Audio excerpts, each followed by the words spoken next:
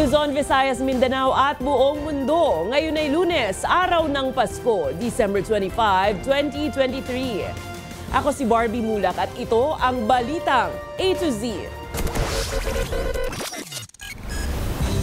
Sobrang sad at the same time, talagang masakit sa dibdib, hindi ko nakasama yung family ko. Ilang mga commuter at returning OFWs kung hindi sa terminal ng bus, sa paliparan ay nabutan ng salubong ng Noche Buena, bunsod ng ilang hindi inaasahang aberya sa flight at biyahe.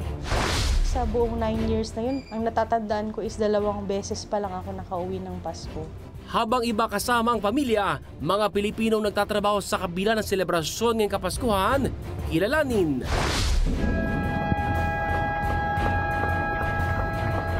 Pumanaw na Philippine basketball icon na si Avelino Samboy Lim Jr. binigyan ng pagpupugay ng PBA. Para maiba naman, kasi kung sa bahay lang, kulang yung kasiyan. At sa ating araw-araw Pasko segment, ngayong Pasko, saan nga ba mainam na mamasyal ang inyong pamilya?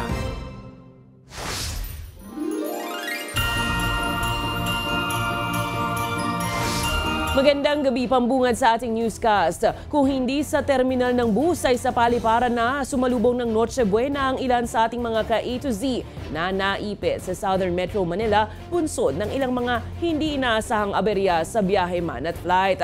Pero sa kabila nito, merry pa rin daw ang Christmas ng ilan dahil magkakasama at buo ang kanilang pamilya ngayong araw ng Pasko. May balitang A to Z si Ian Maghanoy. Nagdagsaan sa iba't ibang places of convergence sa Southern Metro Manila ang ilan sa ating mga kababayan upang ipagdiwang ang Kapaskuhan ngayong December 25. Kabilang sa kanilang destinasyon ay ang mga simbahan, malls, paliparan, istasyon ng tren at terminal ng bus. Si Aling Imelda at Aljo na hindi raw nabuo ang siyam na gabing Misa de Gallo, piniling idaos ang araw ng Pasko sa Redemptorist Church sa Baclaran, Parañaque City kasama ang kanilang pamilya. Yun nga lang, sa labas na lang sila ng simbahan nagmisa dahil hindi na raw mahulugang karayom sa loob ng kumbento.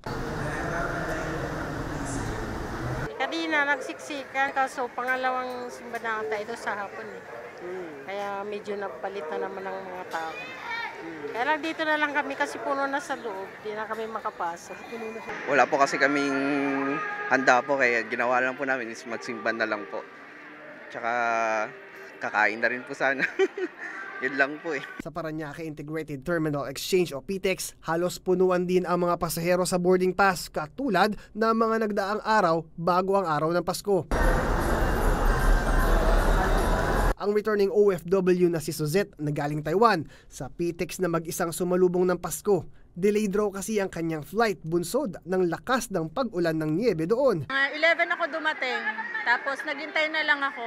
Hindi naman ako nainip kasi ang daming tao eh. Ang dami rin kasamang naghihintay. Katulad ni Suzette, sa loob naman ng Ninoy Aquino International Airport sa Pasay City, mag-isang sumalubong ng Noche Buena si Joanne.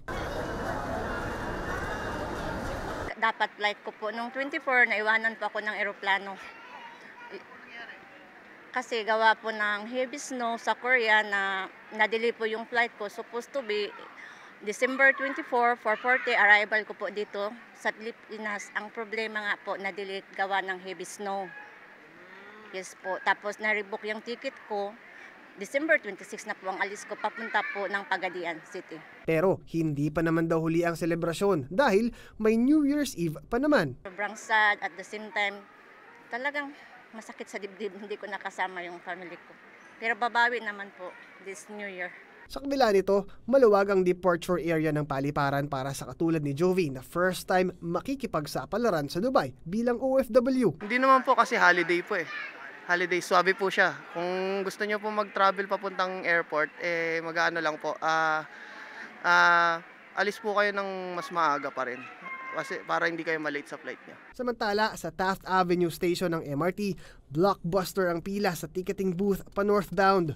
Umabot na kasi ito sa labas ng istasyon.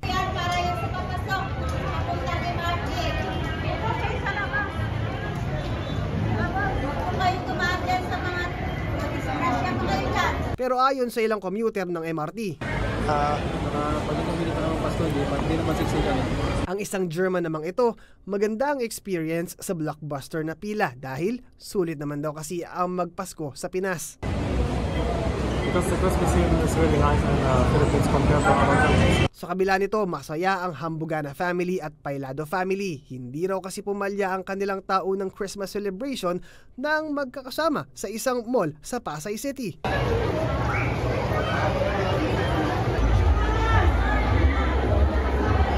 Bali sa bahay na kami nagpasko kagabi, medyo busy. Hindi kasi namin ganun na-celebrate kagabi kaya ngayon kami bumawi. Ito lang ang pinaka-time para mabuo kami. May trabaho yung isang anak ko na napili namin kaming lumuwas mula Cavite para dito na mag-celebrate. Para sa Balitang A to Z, Ian Maghanoy. Generally peaceful ang selebrasyon ng Kapaskuhan sa buong bansa at walang naitalang anumang significant na untoward incident ayon yan sa Philippine National Police.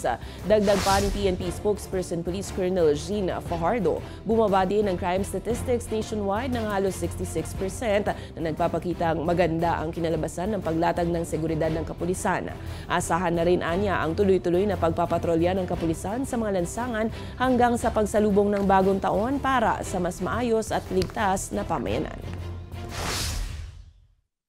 Base po sa monitoring po natin, sir, ay naging generally peaceful naman po nationwide at wala po tayong naitala na anumang significant untoward incident. Kaya tuloy-tuloy po yung ating gagawing pagbabantay po, lalong-lalo na po doon sa mga lugar kung saan inaasahan po natin na talagang dadayuin at pupuntahan po ng ating mga kababayan.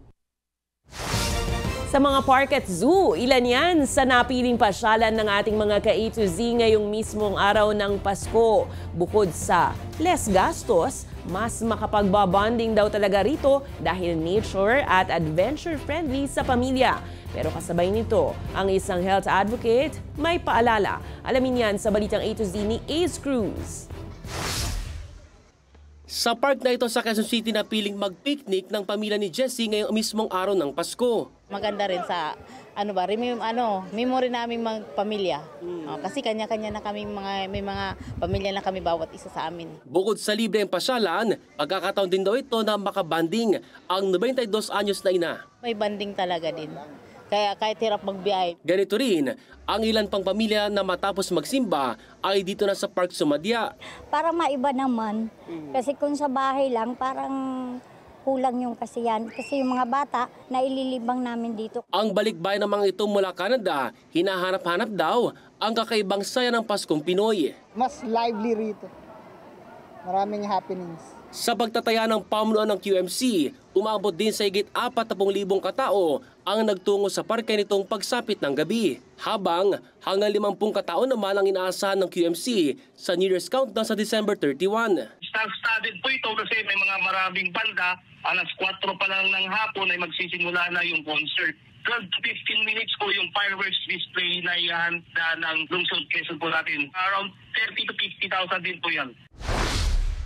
Samantala, ang iba nating kababayan, nature adventure ang trip kaya naman sa Malabon Zoo ang kanilang punta. Ayon sa founder ng zoo, sulit ang pagbisita dito ngayong holiday season dahil may chance pa kayong makita ng malapitan ng kanilang pinagmamalaking alaga. Gusto namin ma-experience ng mga bata ang up-close experience with the animals para po it will last a lifetime in their heart and as such they will protect the environment po and nature and the trees and the animals forever po. Narin ang rare white lion cub na si George at ang kinagigiliwan ng madla na si Marimar na isang orangutan. Unforgettable experience para sa mga bata kasi sila makakita ng mga ganitong klaseng mga animals. Ang mall, madali lang naman puntahan eh. Hindi katulad nito na napaka-unique niya at least magiging aware yung mga bata sa environment. Dinala na rin ni Nanay Julie ang anak na si Marian para mapalitan ng ngiti ang mga lungkot na dala ng nagdaang pandemya. Para maiba naman, pinasal ko yung anak ko dito sa aso. Sana wag siyang magkakasakit, palagi masaya sa ayos ang pangangatawan niya para magabayan ko pa rin siya, maalagaan ko. Kaugnay niyan, muling hinimok na health advocate na si Dr. Tony Leachon na magkaroon ng transition period ang pamahalaan tungo sa 2 linggong mass rule. Kasi pag di natin ginawa yan, mapapatulad tayo in the past. na early Okay, January, okay. ang dami nating problema. So, babagal na naman ang economy natin. So, yun na nga. tingin, wala namang masama na lumabas while we enjoy the holiday season. Mas maganda na safe tayo, hindi naman malaking kawalan. Yes. Ang magmas. Inaasahan naman na magpapatuloy ang pamasyal at party ng mga Pilipino bukas, December 26 na isang special networking day hanggang sa pagkatapos na ng pagsalubong ng bagong taon. Para sa Balitang A to Z, Ace Cruz. 7 sa bawat 10 Pilipino ang umaasang magiging masaya ang kanilang Pasko ngayong taon. Batay sa survey ng social weather stations, lumalabas na nasa 73% ang naniniwalang magiging masaya ang kanilang Pasko. 21% ang nagsabing hindi sigurado. 6% naman ang nagsabing magiging malungkot ang kanilang Pasko. Ilan sa mga pangunahing dahilan ng ipinagpapasalamat ng mga Pinoy ay ang maayos na kalusugan na 51%, maayos na pamilya na 29% at nananatiling buhay 16%. 10% rin ang masaya dahil sa maayos na trabaho at may pagkain ang 8%. Isinagawa ang survey noong December 8 to 11, 2023. Sa iba pang balita, itinaas na sa red alert status ng Bureau of Fire Protection bilang paghahanda sa Kapaskuhan at Bagong Taon. Habang may mga ipinatutupad na rin na paghahanda ang BFP sa ilalim ng Oplan Paalala, Iwas Paputok. Dahil rito, patuloy na nagpaalala ang publiko. Ang BFP sa publiko na mag-ingat sa sunog at huwag nang gumamit pa ng mga paputok. Magtatagal ang full alert status hanggang January 1, 2024. Kaugnay niyan, umabot na sa 28 fireworks-related injuries ang naitala mula na magsimula ang monitoring noong December 23. Batay sa tala ng Department of Health, nasa 16 na katao ngayon ang naitalang sugatan dahil sa paputok. Habang inihayag din ng ahensya na karamihan sa mga sugatan ay galing sa National Capital Region. Sa huli, hinihikayat ng DOH ang mga lokal na pamahalaan kasama na ang mga pribadong sektor na magsagawa ng kani-kanilang mga community firework displays upang maiiwas ang publiko sa peligrong dala ng paggamit ng mga paputok. Nananawagan ng Pangulong Ferdinand Bongbong Marcos Jr. sa mga Pilipino na magsilbing liwanag sa kapwa ngayong Kapaskuhan. Hiling ng punong ehekutibo na maging mapagpala ang mga Pilipino sa kapwa na magbigay ng pangangalaga, pag-intindi at pagtulong sa iba, lalong-lalo na sa mga nangangailangan. Habang hindi rin nagpahuli si Vice President Sara Duterte na nabigyan papugay ang mga frontliners na jumuduty ngayong Kapaskuhan para lamang magampanan ng kanilang tungkulin. Gayon din si House Speaker Martin Romualdez na hinimok ang publiko na gunitain ang Pasko ng may pagmamahal at pagmamalasakit sa kapwa. Labis naman nagpasalamat sina Senator Joel Villanueva at si Back Party List Representative Brother Eddie Villanueva at buong pamilya nito sa Poong May Kapal dahil sa walang humpay na pagbibigay ng pagmamahal at paggabay sa araw-araw. Lagi po tayong magpasalamat sa Poong May Kapal sa lahat ng kabutihan na ipinagkaloob sa atin. Buksan po natin ang ating mga puso at ang mga tahanan upang maipadama natin ang pagmamahal at saya sa ating mga kababayan. Ngayong panahon ng Pasko, habang kayo ay nagsiserbisyo na malayo sa ginhawa ng tahanan, naway malaman ninyo na kayo ay nasa aming mga isipan at panalangin. Hindi man napapansin ang inyong mga sakripisyo, ngunit nagdudulot ito ng karangalan sa inyong pamilya.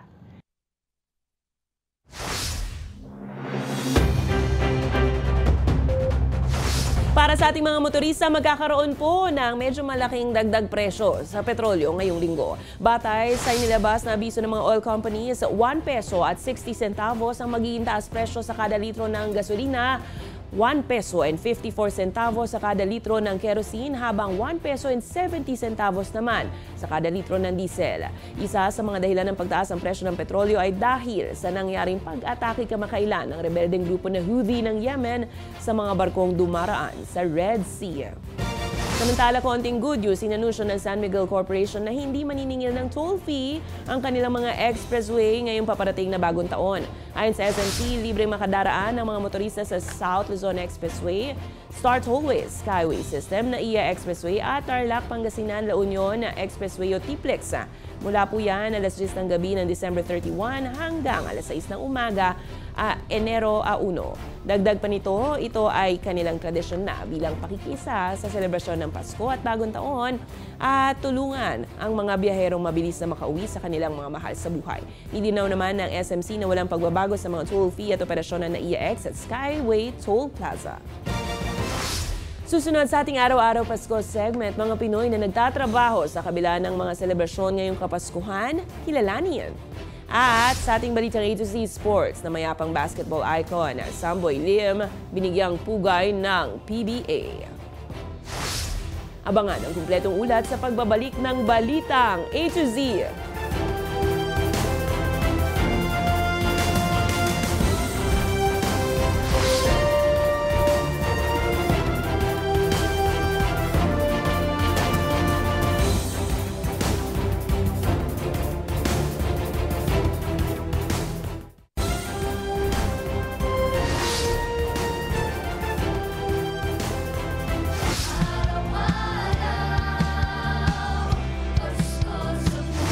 Sa gitna ng pagsasama-sama ngayong Pasko, may iilan na pinipili o kinakailangang makapaghanap buhay para kumita at magsakripisyo sa ngalan ng sinumpaang tungkulin sa bayan. Kilalanin natin ang ating mga bayani tuwing Kapaskuhan sa Balitang A to Z ni Kim Salinas. Sa buong 9 years na yun, parang ang natatandaan ko is 2 beses pa lang ako nakauwi ng Pasko. Halos taon-taon na lang nagbabantay sa komunidad si aling pulis na si Police Staff Sergeant Lorilei Tulyao tuwing sasapit ang Kapaskuhan. Katulad ngayong December 25, duty siya sa PNP Public Information Office Monitoring Section. Kaya muli, hindi niya nakasama ang unika iha na tila sanay na raw sa ganitong sitwasyon. 2 taong gulang pa lang raw kasi ang anak niya nang makapasok siya sa PNP, halos mag-iisang dekada na ang nakalilipas. Kagaya kanina, magka-video call kami. Medyo malungkot siya, pero naiintindihan niya. Nai-explain naman ng maayos sa kanya na babawi tayo sa susunod. Hindi man ngayon, siguro bukas makakauwi na si Mama. Kanina, nagkasya na lang sa video call si Sergeant Lorilei, kausap ang kanyang ina at ang anak na tila nahihiya at naiiyak pa. Sana kumpleto sila, pero hindi ko na sila makumpleto. Okay lang ganun. Tapos nire-reassure niya lang na kung kailan makakauwi. Tapos yung mga request niya, may mga ganun na lang, mga pampalubag loob. Like mga wishes niya for Christmas, kailangan matupad. Hindi lamang mga alagad ng batas ang nagsasakripisyong hindi makasama ang pamilya ngayong Pasko. Maraming mga ordinaryong manggagawang Pilipino ang hindi rin nakakaranas ng Pasko sa bahay para samantalahin ang pagkakataong kumita pa. Ito yung araw na mabili. Mga vendors, malakas kumita pag ganito. Kasi mapera yung mga bata. Tulad na lang ni Tatay Edward na nagsusumika para sa magandang kinabukasan ng 2 anak. Mahirap lang ang buhay. Kailangan kumayod. Para sa mga anak po, para sa kinabukasan ng mga anak. Tsaga-tsaga lang po. Tsaga-tsaga lang. Masaya naman kayo sir sa hanap buhay dito sir? Opo. At least nakakaraos po araw-araw. Kaya sa mga naka-duty at nagtatrabaho ngayong araw ng Pasko, payo ng mga veterano sa ganitong senaryo. Enjoy lang tayo. One day, lahat ng glory, yung mga pinaghihirapan natin ngayon, pakikinabangan din natin in the future. Hindi lang para sa atin, kundi para sa pamilya natin. Hindi nga naman maipapako sa iisang petsa sa kalendaryo ang kabuluhan ng Pasko. Sa halip, ang tunay na diwa nito ay ang araw-araw na pagsasabuhay sa pag-ibig at sakripisyo na itinuro ng Diyos. Sa mama ko po, Mama Merly, thank you for taking care of your mga apo. And salamat sa mga sakripisyo mo. And to my daughter, Teresmia, don't worry, makakauwi din si Mama. Antay-antay lang tayo. Para sa Balitang A to Z, Kim Salinas.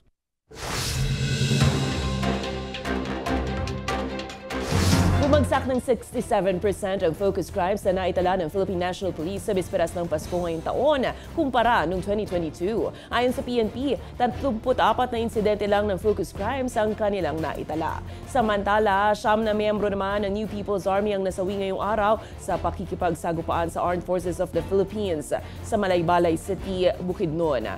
Naganap ang engkwentro matapos makatanggap ng ulat ang militar ng presensya ng NPA sa barangay Kanayan, Kibalabag, Kulaman at Mapulo.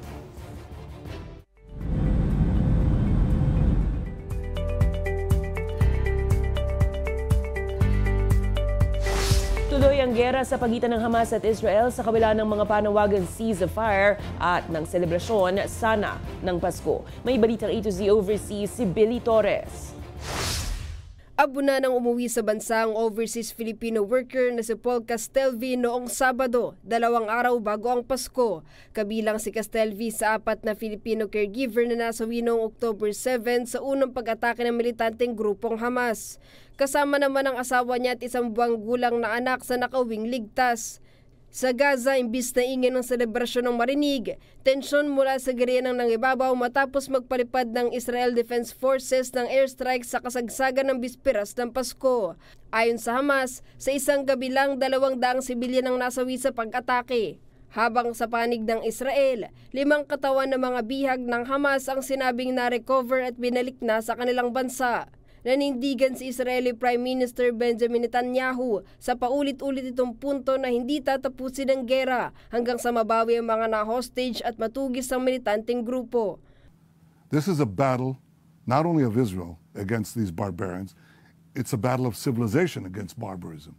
Tinuligsa naman ng World Health Organization ang tuluyang pagbagsak ng health system sa Gaza dahil sa patuloy na pag-atake ng Israel. It's a multi-pronged problem. It's a very challenging situation, but we're trying to tackle the different elements of this at the same time to allow small elements of the hospital to come back online. Bago ang mas pinatinding pag-atake, naipasa ng UN Security Council ang resolusyong magpapaigting ng pagpapadala ng tulong sa Gaza. We had the goal of saving lives on the ground in mind. Civilians in Gaza are dying because of the war. 20,000, 60% women and children, that is a fact. It's also a fact that several thousand more will die, as predicted by UN agencies, from lack of food, lack of water, lack of access to basic medical supplies. People are dying from infections. There is widespread disease. Malayo sa nakasanayan, tahimik ang Bethlehem, kung saan ipinanganak si Jesucristo. Nagsindi ng kandila mga Palestinong Kristiyano kasabay ng dasal ng kapayapaan para sa apektado ng gerian. Para sa Balitang A to Z, Billy Torres.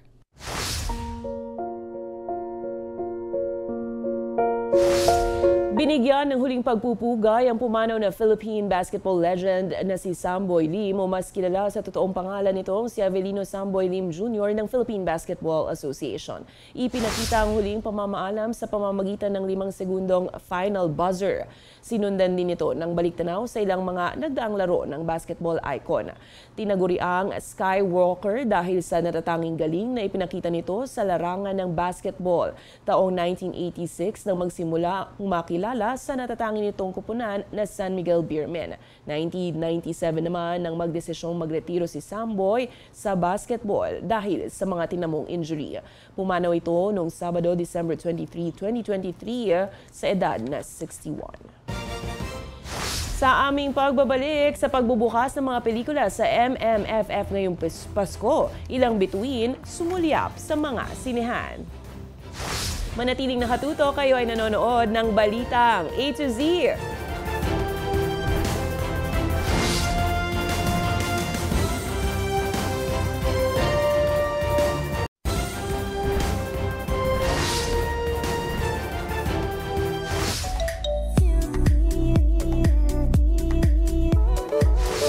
Nag-ikot ang ilang artista sa mga sinihan sa opisyal na pagbubukas ng Metro Manila Film Festival ngayong Pasko. Ano-ano nga ba ang mga tampok na pelikula na dapat abangan?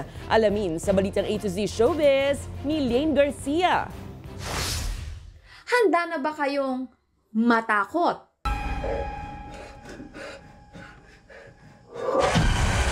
Mapaiyak? Sana, malaki na rin ako. Parang yung ibang bata, baka paging matapang na rin ako. Mapatawa, Kayak na kayak nating magwagi sa lubok. Kaloka, kapagod. at mapaibig. Bakit parang nakakita ka ng multo, bro ha? Sandali. May gusto ko sa akin? Pwes, sakay na sa roller coaster ng mga emosyon na hatid ng 2023 Metro Manila Film Festival. Ang ilang stars, personal na nag-ikot sa ilang sinihan ngayong opening day, tulad na lang ni Penduko star Matteo Gudicelli, celebrity couple Marian Rivera at Dingdong Dantes ng pelikulang Rewind, at si Papa Piolo Pascual ng horror film na Malyari. Nag-enjoy ba kayo? May pa-surprise visit din ang comedy tandem ni na Eugene Domingo at Pokwang sa first day showing ng Becky and Badet. Ilan pa sa mga dapat abangan ay ang horror film na Kampon, comedy na Broken Heart Strip, historical film na Gumburza, at ang drama movies na When I Met You, Family of Two, at Firefly. 10 entry ang kabuuang maglalaban-laban sa mas pinalakas na MMFF ngayong taon, at sa paunang report ng ilang mall, agad na sold out ang maraming sinihan. Dagdag ito sa pag-asang maging susi ang naturang Holiday Film Fest upang muling mapasigla ang industriya ng pelikulang Pilipino. Para sa balitang A to Z Showbiz, Lynn Garcia. Kung kayo ay may kwentong kakaiba, mga kwento ng pag-ibig o storya ng inspirasyon at pag-asa, maaari nyo ito ibahagi, sumali sa ating Facebook group na Balitang A to Z, panoorin ang replay ng ating programa at sundan ang ating social media pages. Hanapin ang Balitang A to Z. Ang ating pabaong quote of the night ay mula sa professional counselor at author na si Craig Lounsbrough. Ayon sa kanya, ang Pasko ay hindi kwento ng pag-asa dahil ito mismo ang pag-asa. At yan ang mga balita at impormasyon, mga kwentong may dalang inspirasyon na tinutukan ng Balitang A to Z. Ang pinakahihintay na araw ay dumating na nga. Magsaya at magdiwang, maligayang Pasko po sa ating lahat. Ako si Barbie Mulak, maging makialam. Magandang gabi sa iyo, Pilipinas!